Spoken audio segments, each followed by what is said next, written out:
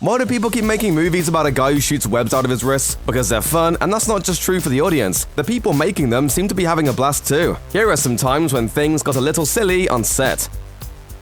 In Spider-Man Homecoming, Tom Holland's Peter Parker has a full and busy life. In addition to superheroics, he's got to juggle homework with a spot on his school's academic team, not to mention working as an intern at Stark Industries. In one scene, he tries to talk his way out of an upcoming academic decathlon, and his advisor won't take no for an answer. Peter sputters off a list of his responsibilities, and it turns out that responsibilities is something of a trigger word. It's the crux of a Spider-Man mantra, after all. When he flubs a line, he can't help but break character, give a right turn to the camera, and recite the phrase predecessor Tobey Maguire made mainstream.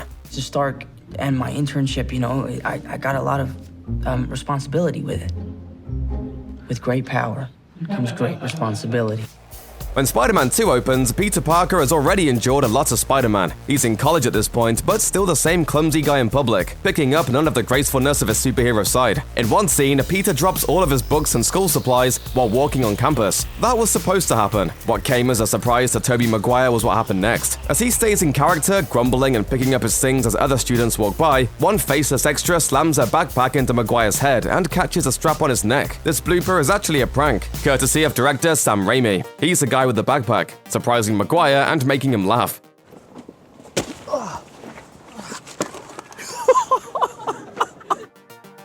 While Spider-Man isn't as loaded as Batman or powerful as Superman, he does have one big thing in common with them. He's an orphan. Those other guys were raised by a butler and some kindly farmers, while Spider-Man grew into a goofy and friendly teen thanks to his Aunt May and Uncle Ben. In a rapid-fire barrage of bloopers from the set of Spider-Man Homecoming, Ned, played by Jacob Batalon, and Peter try to talk to Liz about the current teen party scene, and Peter mentions how parents sometimes let their kids throw those parties. That bit of dialogue sends Holland off the rails. He remembers that his character doesn't exactly have biological parents anymore.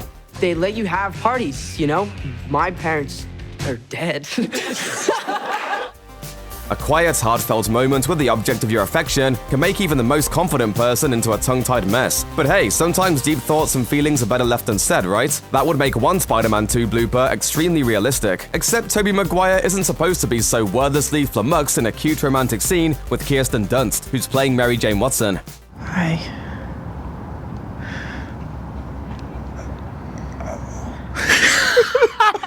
To his credit, he sells that mistake as simply being overwhelmed by emotion, but then he realizes he's been silent for way too long and that the jig is up.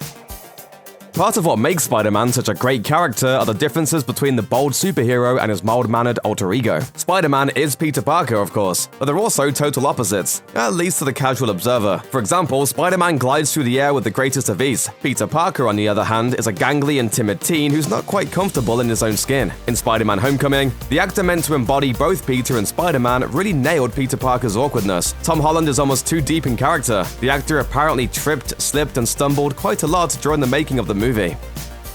Maybe Tobey Maguire feels uncomfortable doing romantic scenes in action-heavy superhero movies, or maybe he doesn't think the idea of introducing the comics character Gwen Stacy is necessary for the already overstuffed Spider-Man 3, which already had so many characters, or maybe the actor has just gone a little stir-crazy from playing Spider-Man in 3 movies over 5 years. Whatever the reason, Maguire can't seem to get through filming close-up coverage on what's supposed to be a simple exchange in which Gwen introduces herself to the Daily Bugle photographer. We got it under control.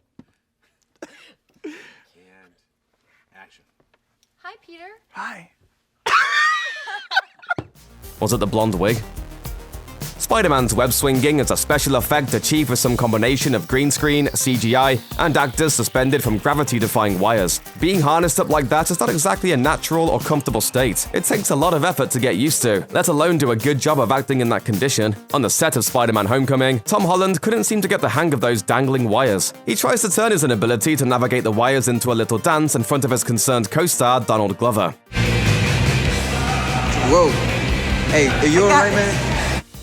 In more wire-based shenanigans, while shooting a night scene for Spider-Man 3, Tobey Maguire guides Kirsten Dunst down to the safety of the ground, while notably not wearing his Spidey suit. Dunst has so much fun with the descent that she lets out a couple of hoots, which seemingly causes Maguire to forget his line. He improvises some silliness instead.